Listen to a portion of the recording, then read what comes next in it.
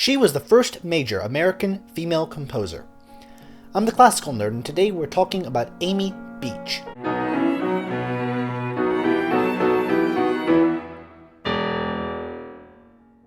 Amy Chaney was born in New Hampshire in 1867. She had an intuitive knowledge of counterpoint by the age of 2, and by the next year she had taught herself to read. Her musical prodigiousness manifested itself in such subversive and obnoxious behavior that as punishment her parents decided to keep her from the piano, but this only meant that she learned how to compose in her head, away from the double checking of the piano.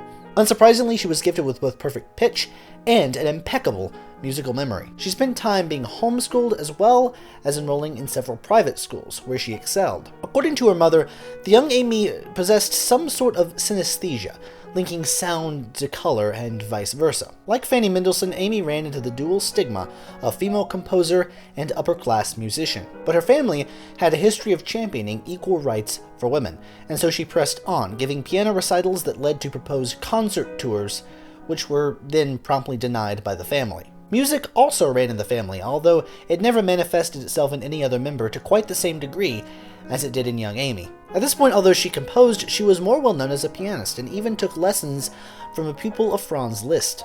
By contrast, the only composition lessons she ever got was for 1 year when she was 14.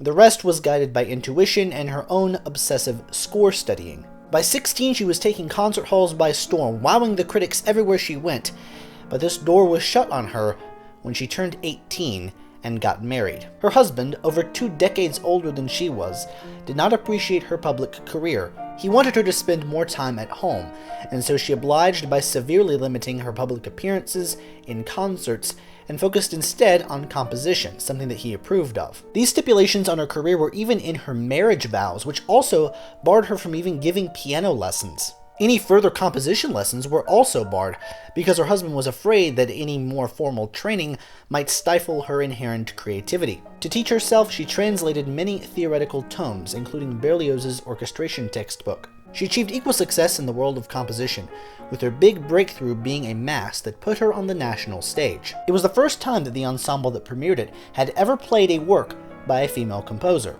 Not long after, she became the first American woman to write and publish a symphony. By the turn of the 20th century, she was on stage premiering her own piano concerto, another first for an American woman. Initially, this wasn't seen as quite the success as her symphony had been, but modern criticism has placed it among the best in the genre. She also wrote chamber and solo works, which were met with rhapsodic praise everywhere they were performed. In 1910, her husband fell down a flight of stairs, and 2 months later he died, age 63. So she decided to make her name known on the European concert scene instead. In Europe, she billed herself simply as Amy Beach, and the European audiences loved it just as the Americans had, despite the occasional critical outlier. Europe's musical establishment had long looked down on Americans who tried their hand at the compositional craft. So it's telling of her music's quality that it was praised in Europe. She can be counted amongst the first American composers to achieve prominence in European musical culture without actually having gone to Europe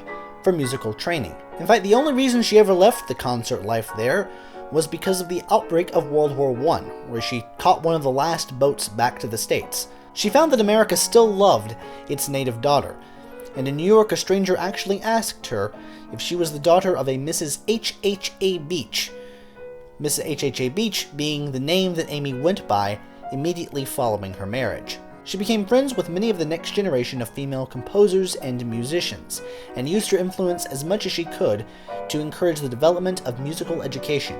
She even became the first president of the American Society of Women Composers. Her political views remain a point of controversy, as she praised Germany after the outbreak of World War I, though this was ostensibly because she didn't want German musical culture to be lost. She was also a professed fan of Benito Mussolini, even offering to play the piano for him, although this never happened. Her pieces betray the influence of the Romantics, but she was absolutely no stranger to the incorporation of modern musical elements into her music. As she grew older, she became less and less musically active due to health problems, and she eventually passed away in 1944. She was very fond of incorporating folk music, specifically Irish folk music, into her works.